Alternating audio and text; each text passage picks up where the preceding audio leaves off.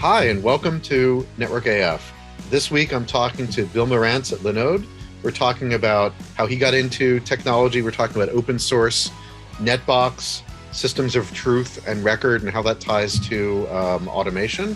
We're also talking about mentorship, recruiting people when we're growing very fast and trying to grow the pool, and also about problem solving and how important that is, and how it can be really helpful to bring to networking if you're interested, even without some of the deep networking technical details background. So thanks, please join us.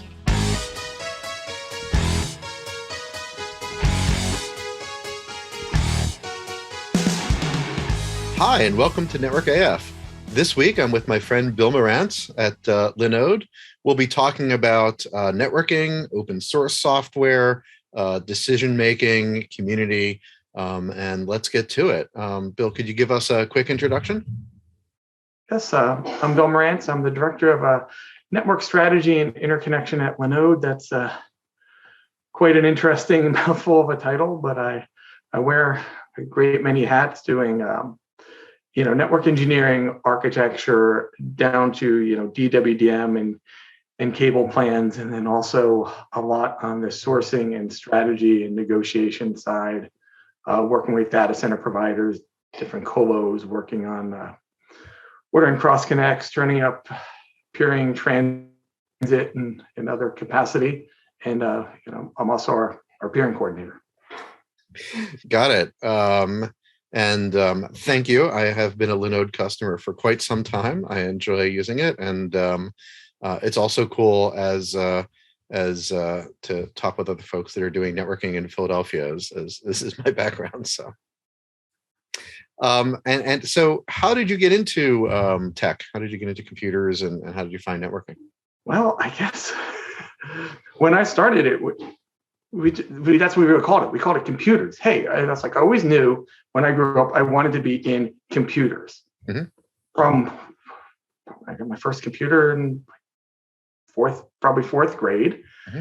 And then by the time I got to high school, they started actually having, BBSs and dial up and some tiny LANs. And I said, well, this is really cool, I guess, in freshman year of high school. And then I went to actually a specialized technology school at the time, a magnet school, starting from my sophomore year, called a high technology high school. So I said, all right, I really wanted to go into this area. And when I started to learn programming, I was like, this is cool, but it's not something that I could do every day. And I said, and I don't want to be an IT generalist either. And then as I started learning more about networking, I said, this is cool. And the internet was really starting to explode at that time. And yes, you had the AOL CDs and You've Got Mail and everything, but it was also, you started to see commercial, ISPs. When I went off to college, we really had networks in the dorms. And I said, okay, this is cool. This is what I want to do. Work on the fundamental infrastructure that gets users to whatever applications are out there. And at that time, it was, mostly email and some basic business websites. And then it quickly developed. And then while I was in college, peer-to-peer file sharing really started, mostly for, bootleg uses. But at that time, it exploded. And I was done with college and said, I want to go work for an ISP. I had worked for AT&T, actually. Oh, wow. Yeah, my high school had a really cool mentorship program. It was science and engineering and technology, but it was really more math, physics, chemistry, mm-hmm. electrical engineering. And they weren't really sure what to do with me. And they said, oh, we have someone at AT&T. And I said, okay, I'll go look at telecom. That sounds really cool. And they kind of, put me in a basement with a box and gave me a Cheswick and Balavin's book on firewalls and said, why don't you figure out, internet firewalls, which was, really in its very infancy those days, and said, here's some books, understand TCP/IP, understand, routing, and give a presentation at the end of it. And I said, okay, this is really awesome. And, I figured it out and got it working. I said, well, this is definitely, what I want to do for my career. And then every kind of summer and winter during college, I went back to AT&T Bell Labs and, helped them out and did a lot of general IT support and some Windows Server support, but there were also a lot of, Cisco routers and other stuff. And I just started playing with it and said, all right, this is it's really what I want to do. Cool. Yeah, it's great that you had that opportunity. When I showed up at college, I was interested in distributed processing, and I mean, obviously it's related. You can't really distribute anything if you don't have things connecting. But I fell into the networking side of it and got into optimizing multi-user dungeon games. So, learned Unix IPC, but also, I mean, we did on VMS a little bit, but not to my taste. But also, then sockets and decentralizing and streams, and we even did some OSI stuff, which I think we only now have in ISIS in the in there. I think that's the only remnants of it that are sort of in networking, and that was back in the days where a lot of stuff was open source, but that didn't mean you could get it to compile between ESX, IRIX, AT&T, BSD, Ultrix, STI, HPUX, whatever. Some of the libraries with this. But you mentioned open source is something that you use and is a passion.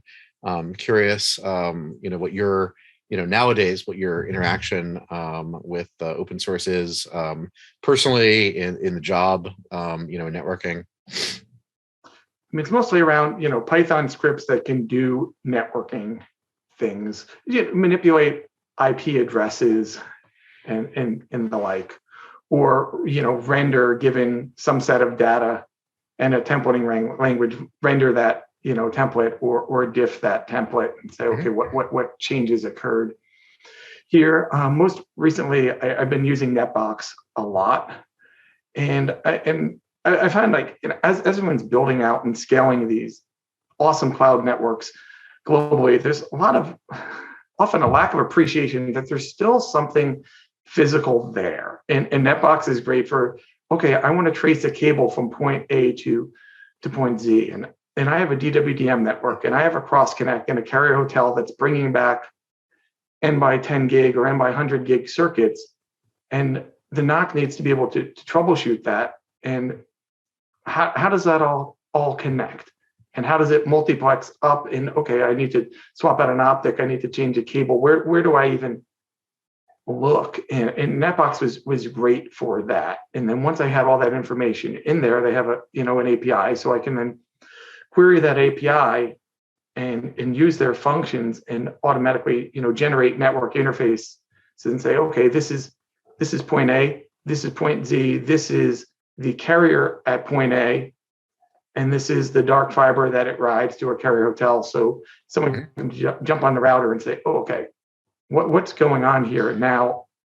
Okay, everything looks good logically. Where's the physical tie-in, and how does it tie in? And you just immediately look that up in NetBox. And using, I don't program our alerting systems, but we do use a lot of great, open source Prometheus and other things, and they support labels, and you can put that label and it imports it from the interface description directly into that system. And then when it fires an alert and says, okay, this is at utilization, or it's, hit a certain threshold of errors, light levels, what have you.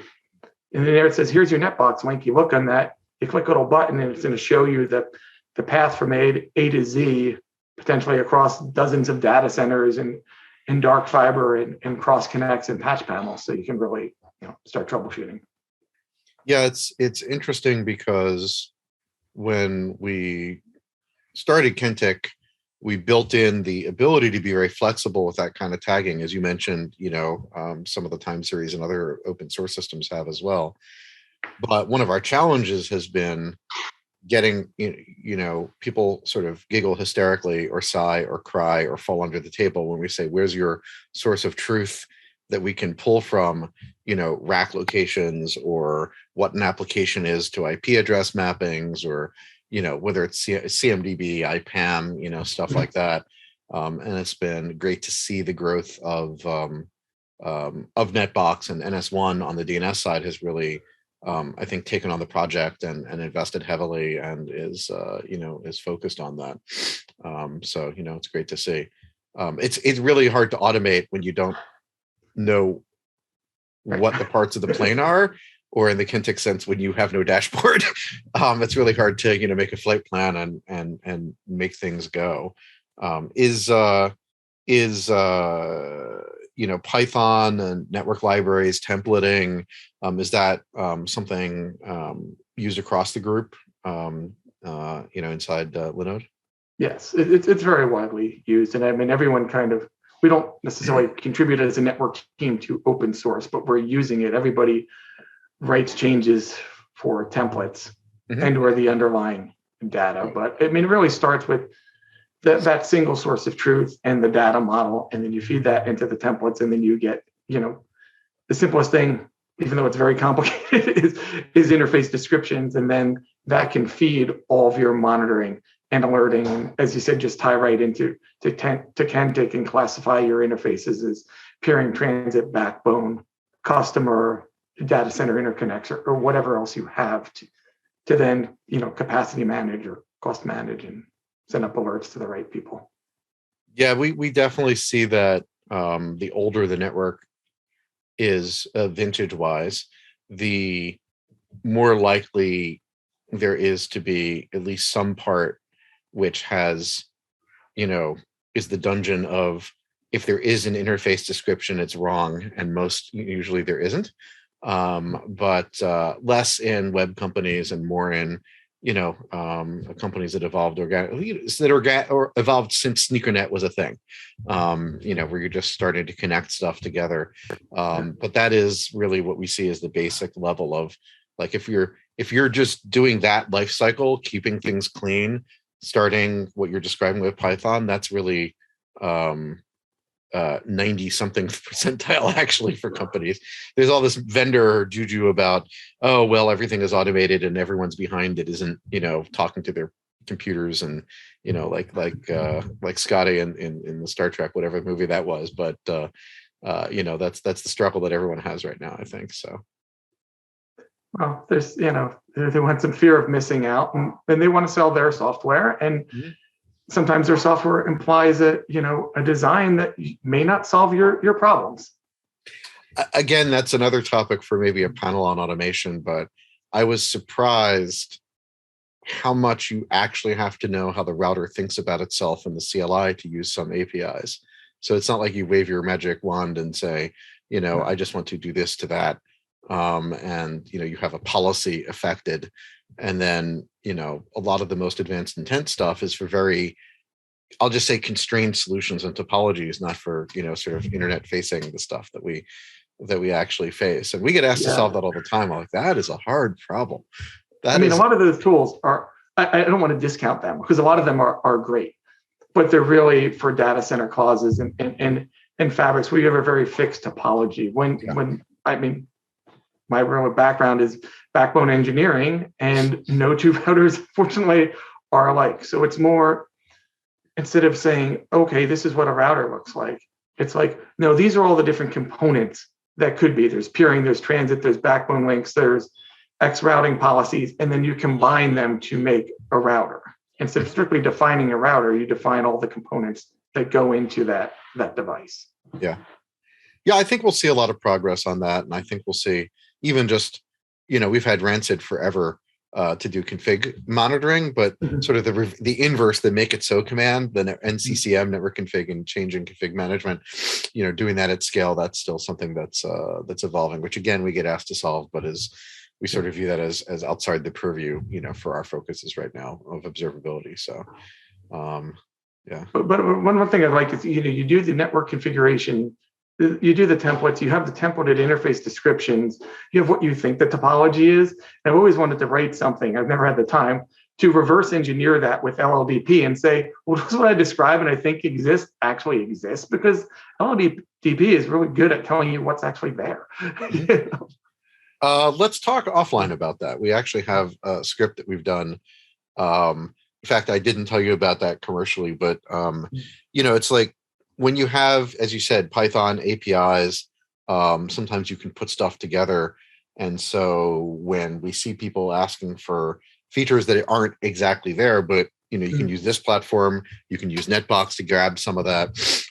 In fact, on some devices, even if you don't have a CLI scraping mechanism, you see LLDB in the MIB or in streaming telemetry, so then you can combine these different things to put it together. Doesn't always have to be the most elegant thing. In fact, I call it exigent engineering.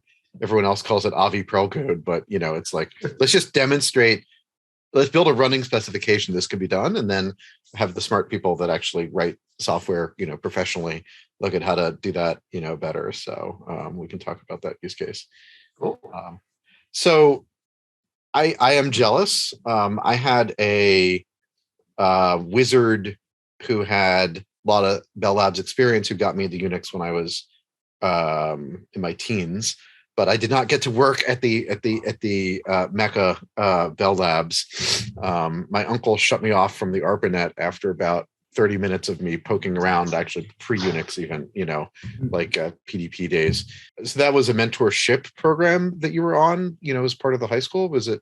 Yeah, it was a senior mentorship program, and then I kind of extended it more because I was so into it, and you couldn't go to a community college. They didn't have Cisco academies or any of that at the time. There were a few vendors. What vendors existed didn't have formal training. When I was looking for to go on to university for a 4-year degree, it was IT or information systems. It was not. There was no network engineering. That wasn't the field. So kind of had to find my own way there, and I definitely learned a lot more during my summers and winters at AT&T than I did in any of the coursework. I mean, obviously I learned more in the coursework, but not necessarily about networking. And then I guess it was my senior year, I did end up taking a graduate level class in specifically computer networking. It was taught by, it was an adjunct professor, but he was the chief network architect for the city of Pittsburgh. I'm like, all right, this is really cool. But at that point, it was a night class. It was mostly for people getting an advanced or a second degree.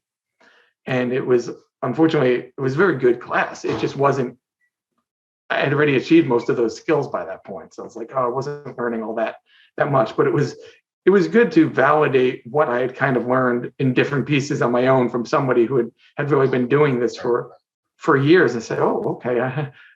Well, there's the formal, here's how it works, and distance vector and all that. Right. But then there's the, just because you can do X doesn't mean you should. Right. I mean, just because you can distribute routes doesn't mean that you should go to that as your first thing to do. How we learn these things. But that today I think it would be a very different course at a grad school today, because the stuff that was taught then, most people that have come up through IT will have already known. And that would have been a lot more useful. It's like, okay, the books and the diagrams and a lot of the sample labs, no one would do that in the real world. So here's the problem, and these are possible ways to solve it, and which is really, the best way.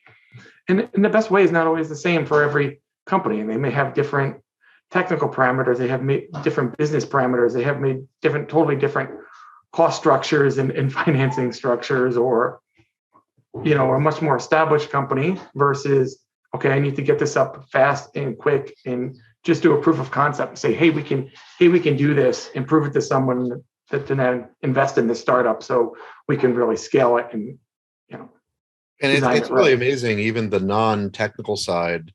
For me, I remember emailing the May East mailing list, like, how does this BGP thing work? Do I just show up and get peering? And I got an email from Bob Gibson, who ran Case, and was like, call me. And he's like, well, this is a grand secret. You can't tell people. But I'm like, what's an MLRI? And what's this? And how does peering work? And it was like, I was lucky, I had a mentor. I had Dan Ellis, Alec Peterson, had different people that helped teach me these things. Because again, in the 90s, the information to lay it out there for people that weren't already deep into networking, I'll say, I call it for, curious sysadmins, which is where I was coming from at the time, was not so great. So sounds like that was a great experience at AT&T. How do you think about mentorship today? As you're, running things, leading, building teams. Yeah. I mean, I'd say in the early part of my career, I was so busy, I didn't have extra cycles. And then when I was at Salesforce, they said, okay, to move up in the organization, you need to become a mentor and start, creating future leaders. I said, okay, great. If you give me the time to do it, I would love to do it. So being in the engineering organization was a more, operations focused organization. And I would sometimes, watch those tickets or be on the email threads. And I was kind of like interject myself and say, hey, maybe we could do it this way. And some people were very open to it. And some people were not. And the people who were open to it then came, started asking me more questions. Okay, well, why did you do it that way? What are the other options? Thank you for that. I really like that. That's awesome. I want to learn more. Or people, I wrote a lot of documentation at Salesforce, and people would just kind of find that documentation and say, this was interesting. I'd like to learn more. If you're working in any projects, Bill, can I be an understudy, or could you, dole out part of that responsibility? And I was just, happy to do it. And it was fulfilling. I think it really grew both sides, and you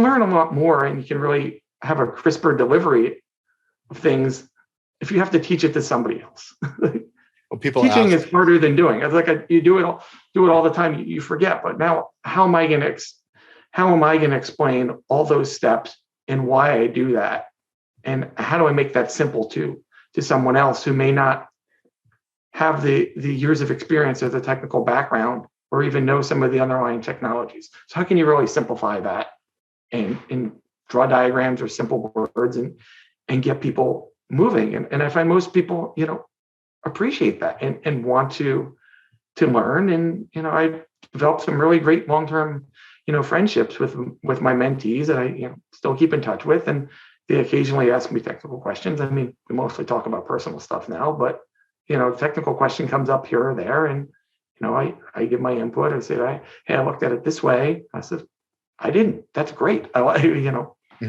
I like different viewpoints, and there's so many different ways to solve problems in networking, and the right solution for company A could be very different from the right solution for company B, or they could be the same, just not necessarily at the same time due to organizational maturity or skill levels. There's just definitely been, okay, I didn't do this because we didn't have the monitoring or automation to build that kind of network at the time. We didn't have the skill set to support it. But that doesn't mean that's not aspirational. It's like, okay, we're going to get there. We're not there yet. And just break up that project into the smaller chunks and assign owners and say, okay, we're not there, or the vendors could not be there. I mean, sometimes our needs are ahead of the technology. I mean, I know in some of your other podcasts you were talking about Sonnet, packet over Sonnet. Yeah. It was like, oh man, an ATM. It's like, man, this is so much simpler. And then, then carrier Ethernet became popular, and Ethernet, waves. All it's the like, people boom. that wanted MPLS, dealt with bugs while they were getting it. There's always trade-offs. And I can say that with the hindsight of decades, I don't feel that old, but when you teach people things and are helping people, many of those people will go on to, I don't want to use a loaded word, but surpass at any given time. There may be something that you need to learn, or an introduction that you need, or, something that may come around, in business. So there's, pluses to it also. I guess the trick and something I could do better too is like, how do we show people that it's encouraged? I think maybe sometimes we expect people to model the behavior, or I expect people to see that when people engage and ask questions and have the bright, shiny eyes, that good things happen. But, maybe there's people from different backgrounds who are shyer, who don't, look for non-structured, interactions. So sounds like Salesforce had a good structure for that. And it's something we think about. Other companies think about is how do you encourage that, that mentorship and connecting people. So, and some people are assertive, and as you said, and some people are not. But it doesn't mean, okay, I've seen this person do this good work, and they haven't reached out and asked for more. But I say, well, I have a project, and they've done something similar or shown an aptitude. At least give them a chance and say, hey, would you like to work on this with me? mm-hmm. And of course, they could say is no, and in the same in the other direction. I mean, somebody could always come out and say, hey, Bill, do you have the time, or do you want to work with me? And worst I could say is no. Usually I'm going to say yes. I can't say yes to everybody at once, right? Mm-hmm. Yeah, no, that makes sense. And we definitely think the same way. At the same time as we're growing, we're trying to think a lot about that right now. How do we formalize that? And so that's something we're spending time on. I've seen other companies of similar size, a few hundred people, where you're not quite at the size where you have process and everything formalized, but we want to take the best of what's going on and try to scale it. So. Yeah, I don't know if the actual process being formalized is super helpful, but I think the baby step of at least providing the matching is like 90% of the solution. It's just, finding people that are willing to teach and people that want to learn and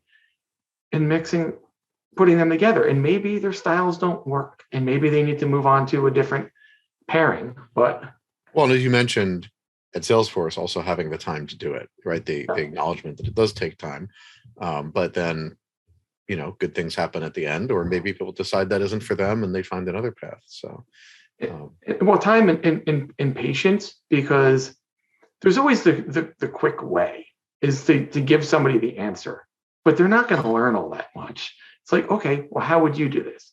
Well, okay, this is wrong. Can you think about why it's wrong? Or have you thought about what would happen if this happened? And it's like, oh my, this is not, a redundant design, or wow, I didn't anticipate that, or I'm draining a router and I'm doing all the right things. I'm doing them in the wrong order. And okay, whoa, well, BGP's up. I've turned down ISIS, and now, what happened? Sometimes you have people that are like, no, you're wrong. I will show you. And what's fun is usually 80% of the time, they'll like, oh, okay, you're right. 20% of the time you might be wrong in your assumption, or there might be a different approach. And then that's also, either way is, a good outcome. But you're right. You have to allow. I recall a very long discussion about that in one scenario. And they're just like, no, you're wrong. I said, let me diagram out exactly our topology and why I'm right. And no, it's always going to pick a consistent route. I'm like, nope. Well, people think that BGP does a lot of things that it doesn't do. And, including really the deeper down you squint at best path selection, people think networks are much more deterministic than they are, and also underestimate bugs, which is a whole other topic of how much you have to do planning. People are like, well, you can't consider vendor bugs in your disaster scenarios. I'm like, oh yes, you can, you should, yes. Because they occur in certain ways. In the 90s, it was like, put the FIDI card in and sparks shoot out the hissy port. But today it's more consistent kinds of things that are just what you shouldn't do. Or it's like, yeah, I know it says you can have that many next hops, but not really. They don't really mean it. It meant that their automated test didn't break, but that's probably not a good idea. Again, it can be hard in the non-network world too, or the network world where we talked about open source. Some of the line is blurring between, what's a service mesh and a network mesh and all that. You use a new tool, if you don't know how it fails and you're not actively developing it, that's a dangerous position to be in, because software, is not perfect and fails all around. We're lucky that we have Linux underneath and that is run, pretty well and has gotten very stable, but, definitely things to look at. Speaking of that. Or have a controller that sits in your network that's then part of the path that you may break, and now the controller can't talk to. Oh, so many multi-levels. And now your network won't work. So speaking of that, you mentioned this before, problem solving. right? Which is always reminded me of my physics teachers who are like, starting from the basic laws of physics, derive this and this and this. And it's like, because networking is complex, or lots of simple things that work together are complex in especially internet connected real world applications. How do you think about problem solving, selecting, hiring, training, mentoring around problem solving and networking? I guess from my perspective, it's really crisply defining the problem in the user space and understanding how someone's going to use that application or that part of the infrastructure, or how many things are layered on top of that infrastructure. So then what features you need to deliver, and do you need one infrastructure? Do you need multiple infrastructures? Do you cater to the least common denominator there, or how do you really approach that? And then just looking at a bunch of diverse backgrounds and saying, well, how did you solve that problem? Or how would you solve that problem if you never solved it? And just coming at it like, okay, I've never solved this problem. I don't necessarily even understand how the underlying protocols work. But if I was going to solve that problem, or if it was a greenfield, like what things would I consider? And I just find that's very helpful. That there's somebody who's always solved the problem, and always solved the problem one way, could be a lot less useful than someone who solved the problem 5 times in 5 different ways, or someone who's never even solved the problem, but just is curious and wants to really ask and understand and say, okay, if this broke, or okay, well, now we're not using this device in a car, we're using this device underground, right? How does that change the problem space? Yeah, it's interesting. I mean, I know that's an extreme example, but a lot of companies at Kentic, we don't do the, the crazy, either stand up at a whiteboard and reverse a binary tree, or the how many light bulbs are there in the United States. But I think it's definitely true that even if you don't get to the right answer, understanding how people can break something down and attack it, whether it's learning or whether it's problem solving, is helpful. It's another thing that there's a lot of wisdom about that people might have, might not have. And so we also think about, how do we set expectations about, say, an interview? What are the conversations we're going to have? What are you going to do? Don't worry if you don't know the exact answer. We're trying to get at this. Again, as we scale, we think a lot about that. So, but I hear you talking about sort of, you can have all the network experience in the world, or maybe all the network experience in a manufacturing plant in the world, and be the best at that. But if you don't think generally enough about problem solving and how that applies to maybe not even the technical, maybe even the business and I mean, I've had interviews where they only, like, the questions they asked, it's like so specific to their environment, and I did not work in that kind of environment. I hadn't really thought about that kind of environment, so I could give them a rough guess, but it would take me a lot more time than that interview to think them in detail and say, okay, these are all the inputs, these are all the variables, these are all the permutations, these are all the things that can go wrong. You always need to to be a good engineer, you need to think about all the things that could go wrong, and almost in that way be a business person and prioritize them in with probability, right? Risk management. Okay, is this likely? Is this not? Is this likely or not? Is this a corner case, or is this going to happen all the time? But when I'm interviewing someone, I really want to see their thought process, see how they would troubleshoot things. And I try to ask more open-ended, short questions and just let them go. One of the things I really ask about is, okay, packet comes in one port on a layer 2 device and goes out on another layer 2 device. What must happen? What could happen? What happens, right? What happens in a layer 2 scenario, and then doing a layer 3 scenario? Okay, I'm gonna go in one port, outport another router. What are, just to show, not necessarily that they know everything, but they're thinking about TTLs. They're thinking about buffering. They're thinking, okay, this could be multicast. It could be GRE encapsulated. It could be VXLAN encapsulated. It could go into an IPsec VPN. It could be NATed. Those are, all potential things that could happen on a layer 3 device, right? Right, and what you're looking for is relative to their background and claimed expertise and experience.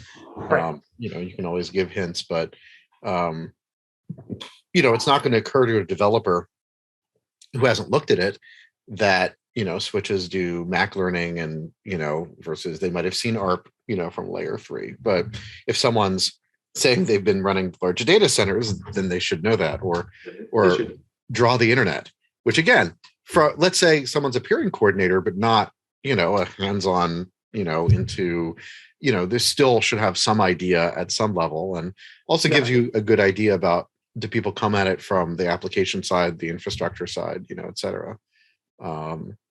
You talked about diversity of background, and people that have pure networking experience could be very senior with very specific network experience versus people that can bring an approach to it. The broader the set of people and backgrounds, the better questions you ask, the better answers you get. How do you think about getting a diverse set of people in a networking organization? Recruiting them, pulling them from other parts of the company, or from the world where there's especially at the senior level, there's we're disadvantaged in some ways just due to history and approachability. I guess a part of, but I wear so many hats, so I do interface with a lot of different parts of the company. So I do want to, gauge interest and say, hey, would you like to have a session? Do you want to learn more about that? Mm-hmm. Because there's definitely more diversity when you look across, certainly an organization like Linode, that there's a lot of support people, there's a lot of developers, there's finance people, there's folks in those different roles that tend to be more diverse than just network engineers, right? And I really think getting there young is very important. And this is something and it's been a challenge for me. And I've reached out, and I just moved, and now COVID's winding down. So I plan to reach out again, is go into high school and elementary school career days. And everyone's just so tied into their devices today, but it's almost neglected. It's like this magic just happens. I'm like, no, there's a lot of thought. There's a lot of engineering. There's a lot of resiliency. There's a lot of the scale to make watching whatever video you're watching or whatever social media site you happen to be hitting at that time work at that scale is just mind blowing. And I think young folks would be really fascinated by that. So get them, young. And I think a lot of people really want to be, and it's probably a lot of what happened to me is I knew I wanted to be in technology. I knew I wanted to be in computers, but I didn't necessarily want to program. I didn't want to necessarily design computer chips or do signals and systems that detailed electrical engineering or optical engineering. And maybe, I don't think a lot of people know that is an option. When they ask what I do, I say, okay, I build the internet infrastructure. Well, what does that mean? And when you talk to people and say, okay, you're sending data, or you're making a phone call from Europe to the United States, and you talk about subsea landing stations and DWDM systems and other things, and cable ships and cable repairs, and people are fascinated. Well, how is it powered? And you talk about that. It's everyday people get pretty interested in that. So if we start, it's those people, they're already selected a career. Internet infrastructure is in the news today, right? Yeah. It's been in the news. It keeps being in the news. I mean, it's relevant to us, right, and how we work. It's a great idea. Aaron Kagawa, who works for Kentic, talks about tech, not even specifically networking, in Hawaii, and goes to different islands and talks to schools. I know Anna Claiborne was talking about, and Packet Fabric was talking about getting math folks which also, is well, earlier in career is generally more diverse also, even in computer science, but getting math folks who study who think about parallel processing and algorithms and distributed systems, or in control systems, and to get them interested, in the internet from that perspective. I used to go to Temple University when I was still in Philly, although to your point, I went to talk to seniors, which was much less useful than talking to freshmen would have been. I found some interesting folks that were interested, but people had sort of already chosen. What kind of messaging did those students run into earlier in their life that they thought maybe that wasn't a viable career path for them? But if we talk to them too young, and technology is in just like every aspect of people's lives. And I talk to child A, and their thing is sports, and child B, they want to watch videos, and others is voice recording in music. The technology is in there, and you can apply that and say, okay, well, I want to do video encoding in streaming locally or globally at scale, and I want to produce this, and I want to do a video or interactive hip hop video or metaverse, class or right? What have you, right? Yeah, perhaps now it's metaverse, right? With Facebook and their direction, the kids are not aware of the edge computing hype, but if you really want to have Ready Player One, there's a lot of interesting network and software systems that have to be designed, to really make that happen. So the other side is just like really investing in our schools and the technology they have. There's a lot of awesome teachers that maybe is specialized in networking or an art or something else, and use this technology in distance learning now that Zoom is so popular. But it was or other streaming technologies after COVID, but it still seems like the classroom is traditional, that all the kids are still in the same town, tied to a teacher in that same town, or if you're really lucky, it's done on a county basis. Well, if you find 50 kids across the nation that are really interested in this specific area of technology or culture or arts, and find an expert teacher and spread that person across all those kids using these awesome technologies that we now have, that's really help those kids focus on something that they're passionate about, and not get lost in the system, and not get through high school and say, I don't have an option, I don't have a choice, I'm either going to go to college or I'm going to go work in retail. It's almost like trades are forgotten. And we talk about mentorship, and you've mentioned this before. It's really like a modern day apprenticeship. Mm-hmm. Right. Yeah. I mean, what's the VOTEC for this kind of thing? I think that NANOG is trying an approach towards this. I think what you're describing, I could see working maybe if there was a core curriculum and a bunch of people that were interested in helping, and maybe it wouldn't be the density in every class or in every grade or in every district, but finding people that were interested in effectively a more interactive Khan Academy approach, maybe targeted at high school versus college level, could be a good way of helping people get more educated. And of course, people want to know about cloud, and they want to know about architecture, and also, but to be able to do that on networking would probably be helpful. And we have some of that for people that we want to train up at Kentic and at Akamai. I think the second week I did a class on BGP, and we had half the company squeezing in the room to try to understand.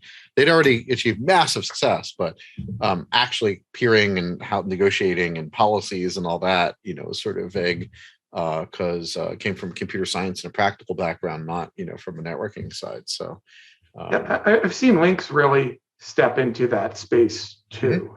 Mm-hmm. And I'll have to take a look at that. Talk about, how do we grow IXs? Well, people need to know what they exist. They need to understand BGP. They need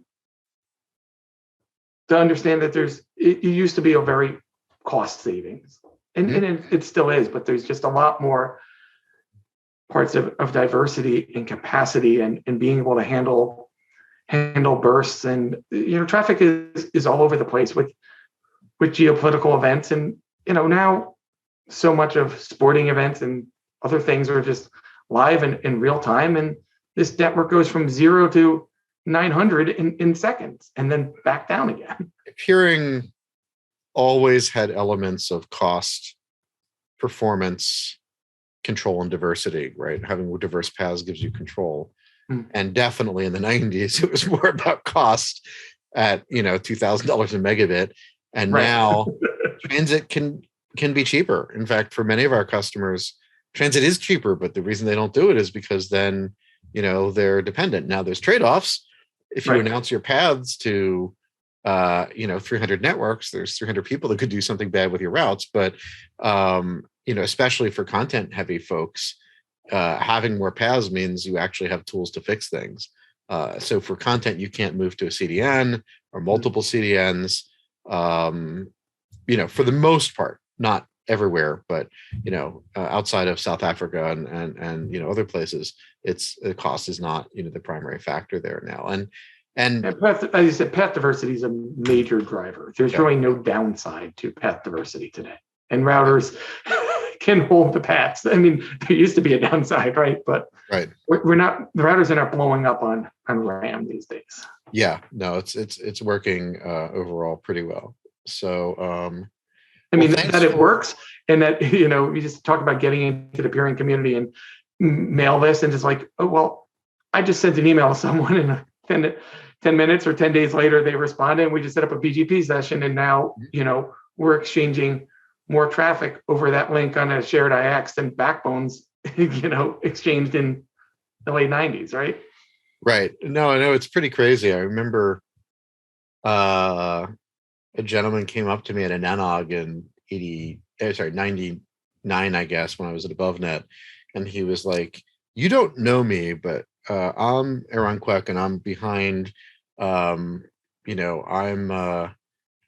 probably your biggest source behind, I forget, Unet." And I was like, "Oh, yes, I think it was 568, whatever, Bell Canada, Bell Nexia." Yeah. And he was like, "Yes, how'd you know?" I was like, "Well, I watch this stuff too." Although it was much harder to figure that out back then, before, when NetFlow was barely at all, much less being able to take the data and use it. It's sort of fun. But again, separate topic, just the philosophies of peering.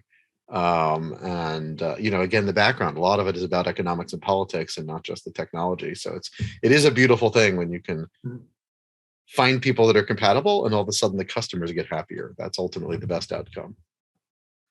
And you'll meet some people and they're like, "Oh man, this company is so rough." And then they're not going to peer, and you meet the person, and it's not necessarily them, it is the business decision. They could be the nicest, most helpful person, and it will introduce you to other peers and help you out. They may not be able to help you out, and they move for peering with big eyeball network A, but that doesn't mean they're not going to help you out and be valuable or learn something from each other, right? And it's also, it is a direction I encourage people to go if they're not interested in as much in the technology side. And in some sense, it can be more welcoming because it is a much more diverse community, because people come from even more different backgrounds than the, let's face it, in networking, you can have very spirited debates about architecture and what's best here and what's best there. And now we have the same debates in interconnection, but there are more likely to be people that may have a similar background to you or look like you, or in those environments, especially when you go international. And so I think they've done an even better job of keeping that up and getting people from a business side, from a technology side, from sometimes a marketing side, and then sometimes even getting them to switch hats and get into the technology. Although that rarely comes into backbone and cloud networking, usually it stays on the internet interconnection side. So, but as an industry, we just have so many job openings. We need to diversify. We need to focus on outreach. We need to get the people early, and maybe get some of those electrical engineers or programmers before they go down that path and say, "Wow, networking's really cool. Or other people say, they want to be a business hybrid, Yeah, no, technical I hybrid, think and you're go right. into peering, right? It's not just college. It's not just high school. It's not just, you know, internal transfers. I think we need a mixed, diverse approach to it, and we'll give it some further thought. As like Cloudflare's done a great job with their learning center. We're trying to do something similar. A lot of other companies are also, but how do we curate and help people do that and not just networking, but infrastructure in general, observability, system design, all these things are related, and the lines are blurring over time. But it can be hard to get into if you're, starting with an iPhone, Yeah. and then trying to understand everything underneath. That's a pretty big gap. It's a bigger gap than, coming from an 8-bit computer and trying to serial connect it and then understanding networking. So. Yeah, I mean, I appreciate the outreach, you're doing, and a lot of people are starting to add those sections on their websites, whether it's white papers or architectural diagrams or just general learning resources, and that's awesome. Unfortunately, a lot of them still are behind, not necessarily paywalls, but Yeah. Oh, well, you have to give me information so I can market to you, and that's going to turn off students, and as a marketing person now going to be chasing 10 college students, and they're not going to be buying anything. They just want to learn. Yeah. No, definitely something to think about. Well, thank you for the time and for sharing. Definitely seeing a lot of the pattern of folks using Netbox and trying to wrangle things together and understand how to do automation, and hiring, as you said, is a challenge for everyone. Need definitely some creative ways of thinking about it. If people want to find you, Bill, how can they reach out to you? It's best to just find me as Bill Marantz on LinkedIn. Okay. Usually the best way to contact me. Cool. And I'm Avi Freedman on LinkedIn, Twitter, avi@kintech.com. If you like this kind of format, feel free to subscribe to Network AF. If you have ideas for other interesting topics, areas of discussion, please ping me as well. And thanks again, Bill. All right. Thank you, Avi.